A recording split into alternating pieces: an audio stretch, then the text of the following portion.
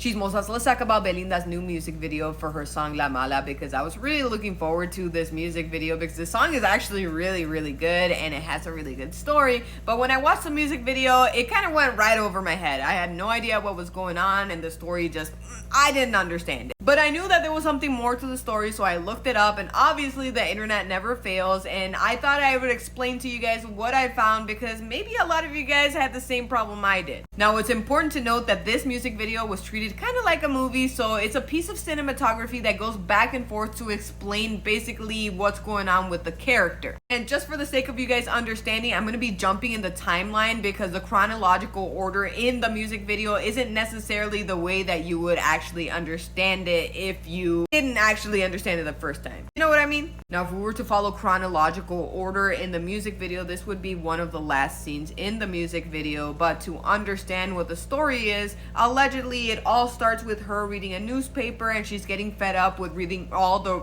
fake stories that people are making up about her, and she decides that she's gonna take action. So here we see that Belinda is some type of like vampire, witch, some type of mystical creature, and she gathers all these people around her. And in this scene, you can see that she's like hypnotizing them or doing some type of voodoo on them, and that's the last thing we see here. Now, the next scene we see, she's walking down the street and she's getting lynched, very Game of Thrones styles. But because we're not following chronological order, we know that she's the one that planned this lynching, and this girl over here in the next scene, you can see was the one that she actually hypnotized from her white eyes. So she's doing this all on purpose. Now, as she's being lynched, you can see that these old ladies are looking and they're smiling, and they're the only ones that are not lynching her. And it turns out to be that these old ladies are actually the ones that were gathered around and they're making this mask for her. Now, this is a metaphor for the mask that they're making for Belinda, like basically making up lies about her, saying that she's an evil person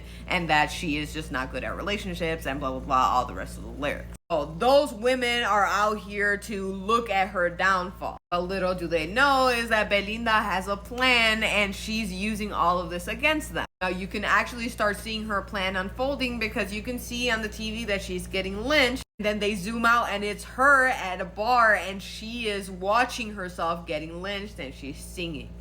Now this scene is a little rated R, so I'm not going to show what's at the bottom here, but we can see that this head is not attached to anything, and she's confessing to this guy who is the Pope or whatever the heck he is, some type of priest, and she's confessing, and he's like, oh my god, she's a terrible demon, witch, whatever she is. So going back to the lynching, you can see that he's one of the people that's praying for her because he thinks that she's an evil person. But if you pay very close attention during the lynching, this person is there with an umbrella, and that's the exact guy that she was holding his head during the confession. And here's a closer look where you can see he's immortal. He's not the good guy. He's not the person that they're out here saying Belinda unalive. Everybody wants her head because she unalived him, but it turns out that he was the evil one all the time.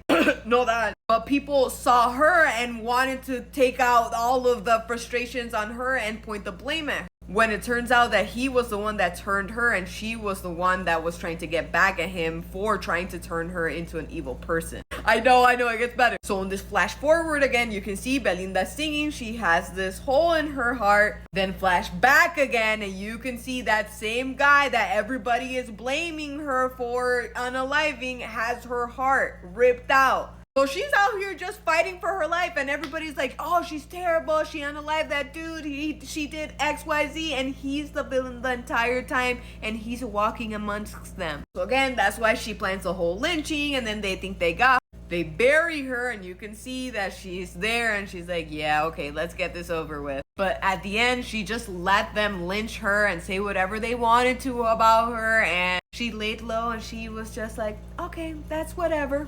Bro, if this metaphor wasn't any better, I mean, that guy is clearly Nodal, she's Belinda, and all the people that are lynching her, that's us. That was us. This woman is a genius. This woman is a genius. And if you didn't catch that, go rewatch the music video. Remember my thoughts. Rewatch this whole video that I have, and you'll see that I'm right. But anyways, chismosas, I'm curious to know what you guys think about this whole thing. Let me know down below in the comments, and don't forget to like and follow for more gossip, chisme, and all things tea.